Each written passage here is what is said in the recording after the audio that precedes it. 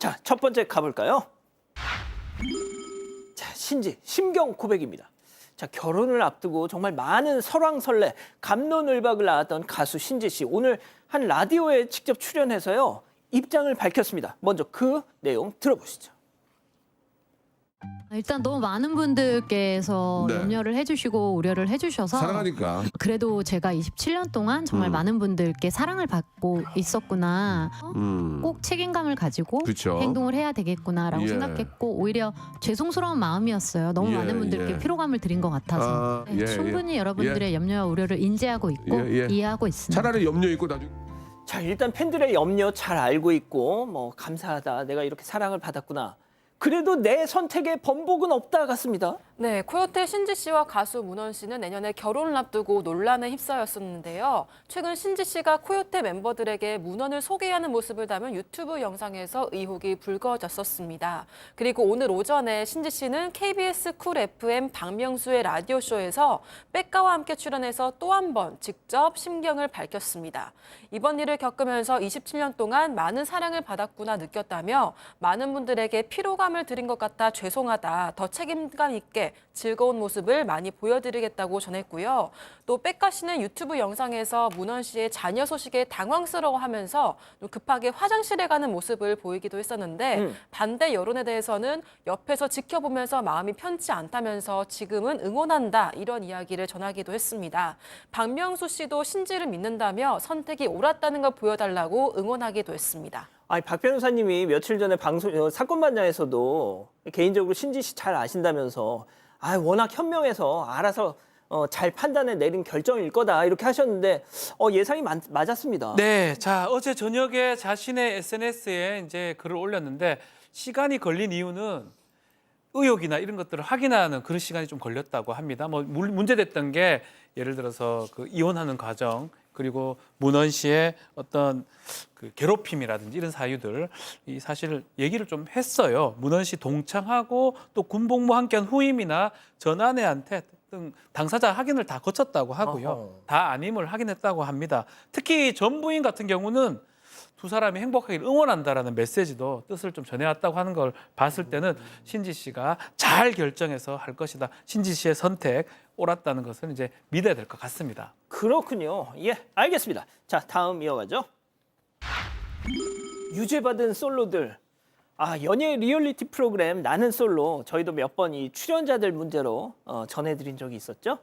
자, 공교롭게도 저희가 이 가품 판매 논란 또 폭행 사건 등등 2번씩이나 방송했던 지금 나가고 있는 저 10기 정숙.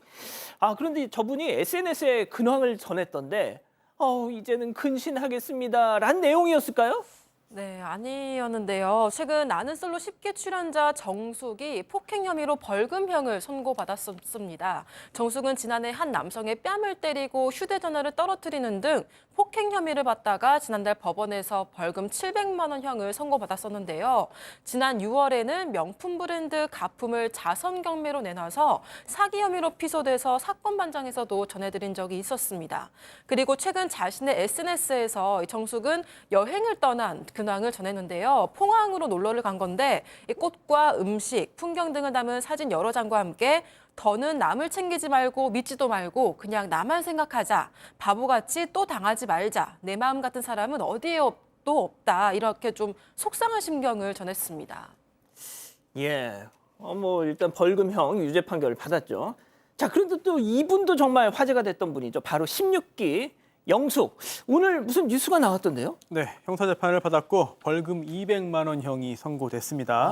함께 출연했던 16기 상철과 서로 좀 호감을 갖고 있었지만 잘 되지 않았죠. 그리고 그 후에 SNS를 통해서 서로 좀 수위가 높은 대화를 주고받았던 거를 폭로하는 등 이제 좀 사생활 폭로전을 벌였고 그러자 상철이 법적 대응을 해서 재판으로 갔습니다. 그리고 명예훼손 등의 혐의로 기소가 됐고 이번에 유죄 판결이 나온 건데 사실 재판에서 공공의 이익을 위한 거라고 주장을 했어요. 하지만 법원은 상철이 여성들에게 입힌 어떤 피해도 불분명하고 또한 이게 공공의 이익을 위한 것이라고 볼 수 없다면서 유죄 판결을 선고했고요. 상철도 입장을 밝혔습니다. 예. 그동안 믿고 응원해준 분들께 감사드린다. 그러면서 형사 재판과 별개로 손해배상 청구까지도 진행할 예정이라고 밝혔습니다. 그렇군요. 좋습니다. 자, 다음 이어가죠. 엘리베이터에서 봉변입니다. 자, 학원 가던 초등생에게 벌어진 충격적인 상황 제보 영상 만나보시죠.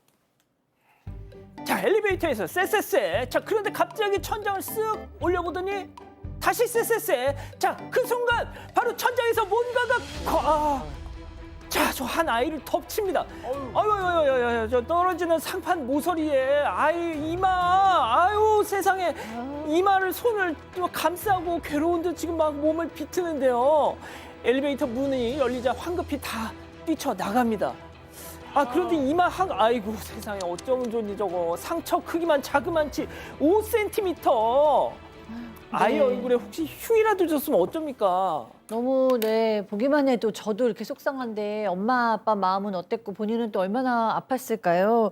사건은 경남 김해 학원 건물 엘리베이터에서 일어났어요. 위에 있던 천장에 있던 플라스틱 상판이 떨어지면서 저 초등학교 1학년입니다. 어린 아이의 이마에 지금 중앙으로 이제 저렇게 상처가 난 거예요. 근데 이 사고가 2023년 12월에 났는데 옛날 지금 일이네요? 1년 6개월이 지났는데도 예. 지금도 치료를 받으러 다닌다는 거예요. 아이고. 그러니까 지금 집이 김해잖아요. 그런데 흉터 전문 병원을 가야 되니까 부산까지 오가면서 치료를 받고 있는데 그런데도 더 속상한 건 예. 영구적인 흉터가 남을 가능성이 높다라는 또 의사 소견서를 받았다고 합니다. 영구 흉터요? 자, 그래서 이제 문제가 되는데 이거 뭐 아이 과실은 없어 보입니다. 엘리베이터 회사의 과실이 100%고 보상을 약속을 했는데 제대로 된 사과는 없었던 것 같습니다. 더 중요한 거는 제보자가 이제 병원에 좀 해보니까 치료를 다 받으려면 최소한 600만 원 정도는 든다라고 하는데 지금 엘리베이터 회사에서 얘기하는 거는 센치당 한 12만 원 정도 이 보험회사이긴 한데요. 해가지고 45만 원 정도 보상해 줄 수 있다. 이렇게 얘기를 하고 있고요. 말씀처럼 1년 6개월 정도 반창고를 이마 붙여다니면서 상당히 위축된 상황이라고 하는데 이거는 사실은 천장에 고정 나사를 해가지고 그걸 고정을 시켜야 되는데 그냥 올려놓다가 저런 사고가 발생한 거거든요. 이건 누가 보더라도 엘리베이터 회사의 잘못이라고 봐야 될 것 같고 그 손해배상은 치료비도 치료비지만 위자료 포함해서 흉터 진 것까지 손해배상을 해줘야 되는 게 아닌가 이렇게 생각이 듭니다. 예, 알겠습니다. 자, 마지막 사연으로 가보죠. 배달 음식은 너무해. 자, 집단지성의 판단을 받아보고 싶으시다면서 제보해 주신 사연 함께 들어보시죠. 안녕하세요. 평범한 50대 후반 여성입니다. 몇 달 전에 출산한 며느리 때문에 고민인데요. 아들과 며느리는 둘 다 30대 후반에 결혼했고 저희 집과 멀리 살아서 자주는 못 보고 지냈어요. 그래도 임신했을 때 남편과 종종 올라가서 밥도 사주고 용돈도 2천만 원 정도 챙겨줬는데요. 출산 후에 손자를 보려고 올라가고 싶었지만 아기 감염 우려 때문에 오지 말라고 해서 꾹 참았습니다. 그러다가 아기 100일이 지나고 처음으로 보러 갔어요. 100일 금팔찌도 사서 4시간에 걸쳐서 도착했는데요. 저녁 시간이 됐고 진수성찬은 아니어도 따뜻한 밥 한 끼 차려줄 줄 알았는데 며느리가 밥을 안 했다면서 뭘 먹고 싶냐고 묻는 겁니다. 결국 닭 볶음탕을 시켜 먹었는데 너무 달고 자극적이어서 거의 다 남겼어요. 그리고 하룻밤 자고 다음날 아침에도 아들이 식사하시라고 해서 나가보니까 라면에 김치 하나만 덜렁 내놓는 겁니다. 심지어 며느리는 계속 자고 있었는데요. 그렇게 집에서 나왔고 저희는 중간에 식당에서 밥을 사 먹고 내려갔습니다. 이때도 잘 내려가셨냐고 안부 인사도 없이 저희가 먼저 잘 도착했다고 연락했어요. 며느리가 나쁜 성격은 아닌데 그렇다고 너무 어린 나이도 아니니까 왜 이러나 싶더라고요. 며느리한테 한마디 해야 될지 아니면 그냥 넘어가야 될지 고민입니다. 자, 기다리고 기다리셨던 푸처 핸즈업 타임 6천여 분의 우리 가족 여러분들 채팅창에 OX로 함께 참여해 보시죠. 며느리를 대신해서 먼저 아들입니다. 아이고 참말로 우리 박상희 여사 또 왜 또 시집살이 각을 잡으실까나. 엄마 며느리 출산한 지 이제 딱 100일 지났다. 그런 며느리한테 뭔 따뜻한 밥상을 바라셔. 진짜 우리 엄마지만 그건 좀 너무한 것 같다. 나도 다혜랑 어지간하면 배달 음식 시켜 먹고 그래. 그리고 새벽에 애 맨날 깨가지고 칭얼대면 애 엄마 잠 설치는 거 다 알면서 무슨 아이고 동그라미. 교수님 오늘 왠지 마지막 자 다음 사연자 엄마입니다. 어머머머머 이 수 이놈의 자식 말하는 것 좀 봐. 야, 정 그러면 네 놈이 엄마 아빠 밥 먹으라고 상 좀 차려내든가.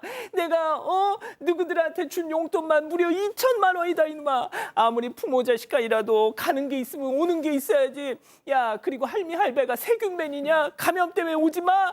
이놈의 자식들 돈 도로 내놔 엑스. 자, 일단 손 변호사님부터요. 네, 사실 모든 집이 상황이 다 다르죠. 그리고 또 사정도 다르고 기준도 다르기 때문에 뭐 평가나 판단하는 게 쉬운 일은 아니에요. 그런데 아무리 그렇다고 해도 지금 제보자께서 주신 이야기가 다 사실이라면 이거는 며느리가 좀 시부모를 서운하게 한 건 맞는 것 같아요. 그리고 또 용돈을 뭐 돈이 전부는 아니지만 용돈을 2천만 원 줬다. 그리고 100일 때까지 오지 말라고 해서 안 가고 참았다. 일단 제보자가 막무가내는 아닌 것 같습니다. 그런 상황이라면은 적어도 지금 이 상황에서 볼 때 며느리가 좀 바뀌어야 되지 않나라는 생각이 들어요.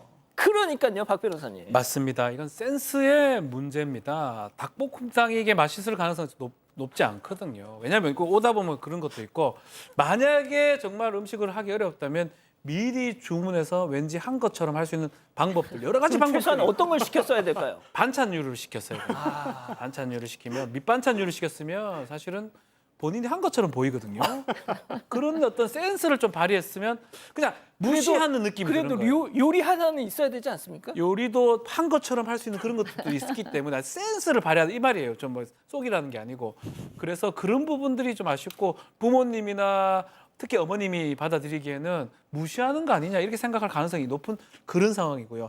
그렇다고 해가지고 며느리보다는 저는 아들한테 얘기를 해야 된다고 생각이 듭니다. 즉각 얘기하지 말고 아들한테 이좀 잘못된 거 아니냐라고 얘기해서 좀 바로 잡아야 되지 않을까. 아들은 또 센스 있게 또 다 처리를 해야 되겠죠.